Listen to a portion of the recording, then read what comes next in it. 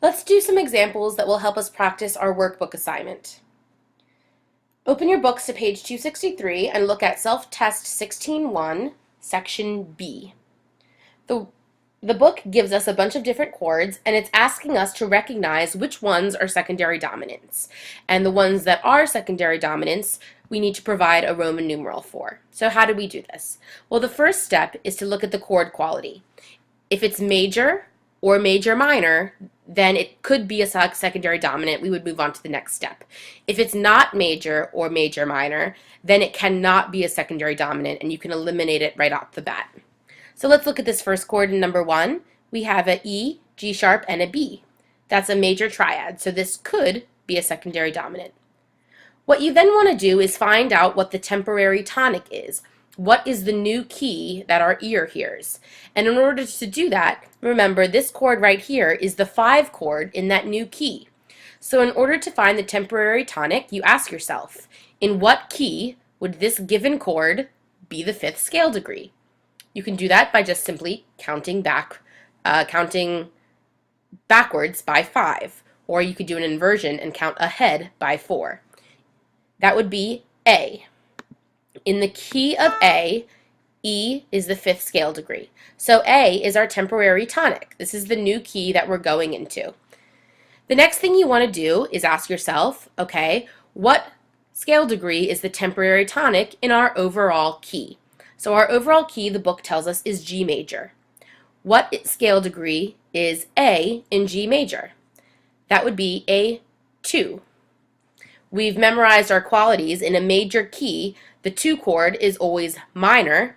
So yes, this is a secondary dominant, and what it would be a 5, because it always starts with a 5. Check if there's an inversion needed, which there is. 5/6 of 2. Let's do another one. Number 2 has us moving into bass clef. First, check the quality. D, F sharp, A. That is a major triad. Now, what temporary tonic would make this D chord a 5? So we count backwards by 5, or you can count up by 4. That would be D, E, F, G. So in the temporary tonic of G, this D chord is 5. So now you have to ask yourself, in the overall key of, it tells us C sharp minor, what scale degree is G? Now we have a problem, and this is one of the problems you might find telling us that this is not a secondary dominant. That's because in the key of C sharp minor, G should be sharped, but our G is not sharped. And that's because we were, D is our 5th scale degree. G to D makes that perfect 5th, okay? G sharp to D sharp would have made it fine, but because this D is natural, our temporary tonic is indeed G natural, which does not fit into the key signature of C sharp minor. Therefore, this one is not a secondary dominant. And you can tell that because what scale degree is G in the key of C sharp? It's nothing. It doesn't exist. It's chromatic, so we can't do that. All right, let's look at number 3. Here we have a 7th chord. Let's check the quality. F, A, C, E flat. That is indeed major minor. So our root is F. What temporary tonic would make F the 5th of the scale? So I simply count up by a perfect 4th. F, G, A, B flat. Always remember to use accidentals. So a B flat is my temporary tonic. All right. And then I ask myself, what is in the key that we are given, which is E flat, what scale degree is B flat? That would be 5. So this works. This would be a 5. Don't forget the inversion. This is 3rd inversion. So 5, 4, 2 of 5. Last one.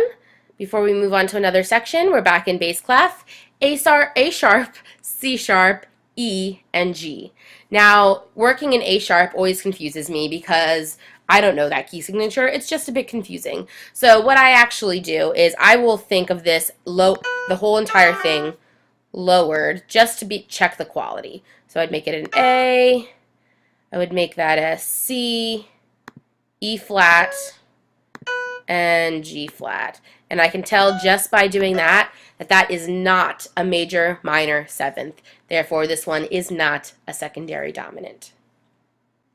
Let's flip ahead to self-test 16.2 on page 268. This is going to have us analyzing music with secondary dominants. You can find secondary dominants most easily by finding the chords that have altered pitches in them. So take a look at this first chord. Right off the bat, we're in the key of D major. We have a C natural. C natural is chromatic to the key of D major. It's not in our key signature.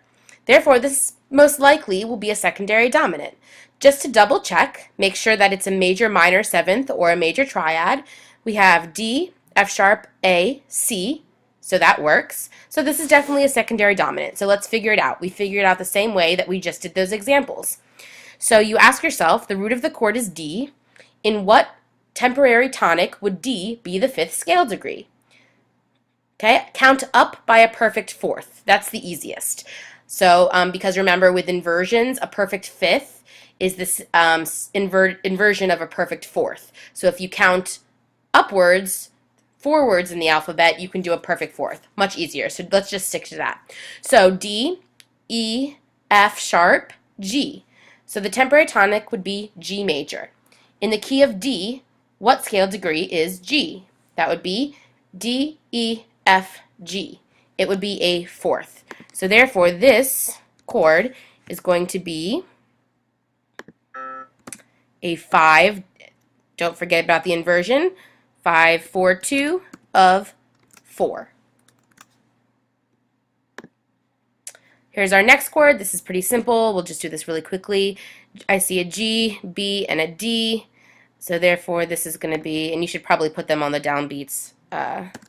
G, B, D, that's going to be our 4. And that makes sense too, because all of the time, the next chord after the secondary dominant is going to be that second number, okay? So it's always going to go to the second part, the of, to the temporary tonic that we were just in. So that makes perfect sense.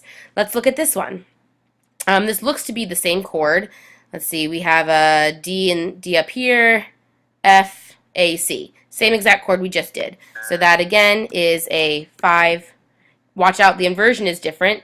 D, F, A. This time it's in second inversion. 5, 4, 3 of 4. Now this next chord should be a 4, which it is. Okay, let's do the next 8 bars, which I've copied out here for you. Now here's a different type of accidental. Here we have a C sharp, which actually is not an accidental. It's not a chromatic pitch because it's in our key signature. It wasn't really necessary for the composer to put that there. But we do have an A sharp, which is chromatic. So let's check out this secondary dominant. So F sharp, A sharp, C sharp, and an E. That is major minor. So in what temporary tonic would F sharp be the dominant? So you just want to count up by a perfect fifth. F sharp, G sharp, A sharp, and B. Is that a sharp or not? Sharp. F sharp, A sharp, C sharp. Wait, I think I counted wrong. No, sorry. It's a, yeah, B. B natural, not sharp. Sorry. So, and then you ask, what is B in the overall key of D? D, E, F, G, A, B. It would be a 6. So this chord would be a 5. We're in third inversion. 5, 4, 2 of 6. Check out the next chord. If all goes well, it should be a 6 chord because that's our second number. And we do indeed have a B, D, F. So we do have our 6 chord, and that works out just splendidly. And then this chord, you don't even have to really do it because it's the same chord as that. And that's how you do an analysis. So just to recap, whenever you see an accidental, that's just a sign that you probably have a secondary dominant.